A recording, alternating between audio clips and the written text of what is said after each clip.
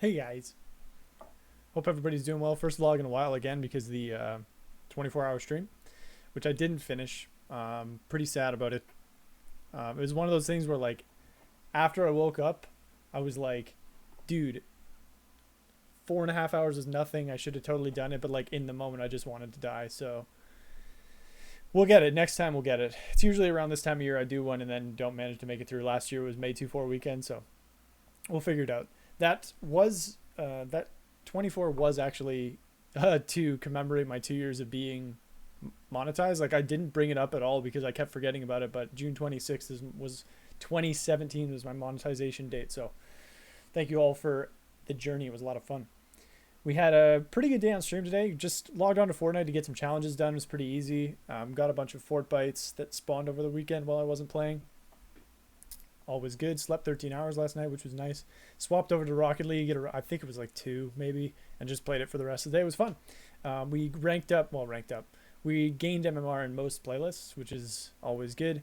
Had some ups and downs throughout the day. Had one guy try to lecture me on how I interact with people because I voted to forfeit a close game. It was a rage forfeit, but like he was like, what? So I put up the forfeit. He writes, why? What am I doing wrong? And I was like, just tune in and I can tell you. And then he forfeited. And then against him the next game, I think we beat him like 6-2 or something. And the whole time he was like, you really have to like think about how you interact with people. That's why your stream isn't growing, blah, blah, blah. And it's like, brother, firstly, you don't know me. Secondly, you gave me the opportunity to flame you and I didn't. All I did was I voted to forfeit for whatever reason. You didn't know what the reason was, and I wasn't going to tell you what the reason was because that's toxic. Even after all this stuff, but he's like makes fun of how small my view count is, and it's like, brother, little hypocritical there. As you can see, it's been a pretty sweaty day on stream, and it likely will be for most of the rest of the summer, which is kind of lame, but it is what it is. I don't have an AC unit in my room, so can only cool down so much with just a fan. I did want to talk about something that most people have been talking about outside of Spark City, and probably some folks within Spark City as well, but we haven't really had a conversation about it.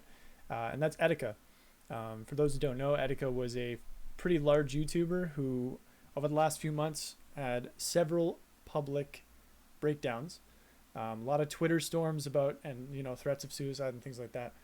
And he took his own life some time ago, probably about a week ago, maybe a week and a half, and police found his body a couple of days later. And this is very sad. And stuff like this makes me think, because I didn't watch Etika's content. I never watched any of his streams or anything like that, but of course I knew who he was. And I had heard of him having these issues for a couple months, and I kept up with the situation. And it left me feeling very bleak about the whole mental health thing, because this was so clearly telegraphed. Like, my man had threatened to kill himself multiple times, was clearly not right mentally because of, like he'd like scream out his window some random shit, and like it's just bad. It's a bad look. He was in, a psych ward and got out early because you can't hold somebody who doesn't want to be there. And it makes you wonder, like, how do you prevent stuff like that? How do you prevent stuff like that when it's so clearly telegraphed, like it's so obvious that it's going to happen. And it's a real bummer that it does, and it's really sad. I don't have an answer to that. I don't know that I will have an answer to that ever, and I don't think there is an answer, because you can't really help somebody who doesn't want help, short of taking away some of their civil liberties, I think, and that's another conversation.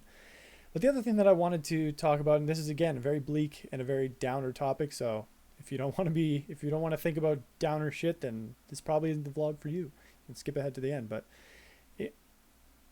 like you look at the clips of him and you look at all the people flaming him and stuff, in his chat, and he's clearly having some issues, and people are like, spamming clown emotes or whatever, or just like not taking him seriously. And I think the majority of those people just didn't think anything would happen. They didn't think anything of it. He's a loud, wacky guy. He does shock humor a lot. Like, you never think anything crazy is going to happen.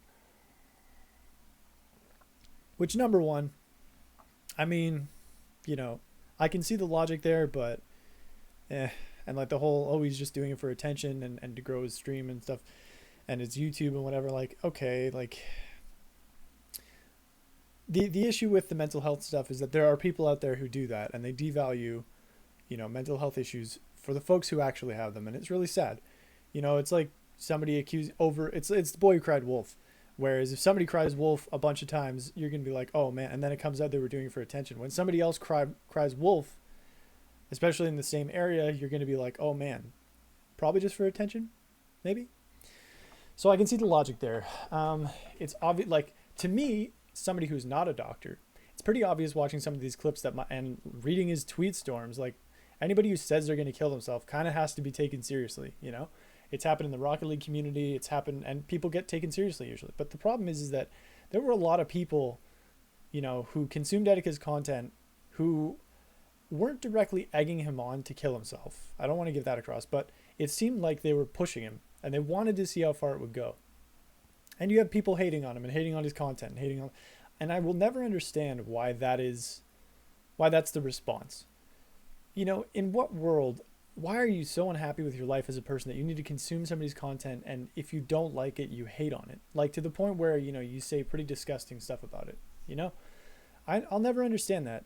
Like, if I don't like somebody's content, so for example, take Taylor Swift. I'm not a Taylor Swift fan. I don't really like her as a person. And I've gone into it, I think, on stream once or twice, just when she gets brought up.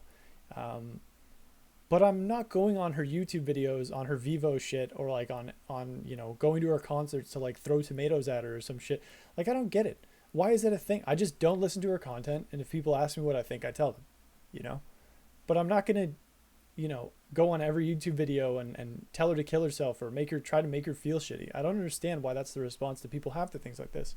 And that's sort of what happened to Etika. You had a bunch of people who would hate on him, and then you had a bunch of people who were there to watch the freak show, I think. And whether or not they were active in the pushing, the fact that you would kind of indulge in that and watch that is pretty pathetic. And I think that people need to take a hard look at themselves, but I don't think they will. And that's why this is a pretty bleak topic. The internet is a wonderful invention. But I think that one of the most interesting things it's brought to light, or at least when we look back on the internet, on the days of the internet, once we go on to the next thing, when we look back on the days of the internet, it'll be a really interesting anthropological debate. Because I think that one of the most valuable things that the internet has taught me is the inherent shittiness of the human condition and how people will act when they have no supervision. I mean, you have guys like the author of Lord of the Flies, what's his name? William Golding? The author of Lord of the Flies, he knew he had access to that information somehow. His whole book was like, how will these kids behave when people stop watching? And then there was like the geopolitical commentary and whatever. But it really has opened my eyes to the fact that there are a lot of people out there who are either so unhappy or they just get off on other people's misery.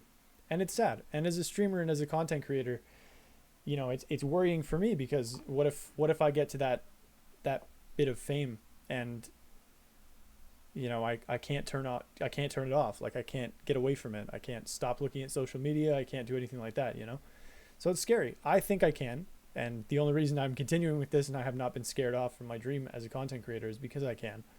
Because I think I can. But I mean, I'll never know until I get there. So, I just, it makes me so sad. Like, this poor guy, man, he didn't have to die like that. He didn't have to take his own life. He didn't have to go down that road. And you wonder where the tipping point is, where not to the point where he's going to kill himself, but to the point where he stops accepting help and stops being trustful of his support system, the people he's cultivated as friends, close friends, family, all that stuff. It's sad, and it makes me sad. And I really hope that someday, as a population, we can get over this weird, petty, juvenile want to shit on something just because we don't like it. To me, what it seems like is that it's a lot of fear. It's a lot of like, I don't want to see the world turn into this, like, I hate that this person gets this much attention.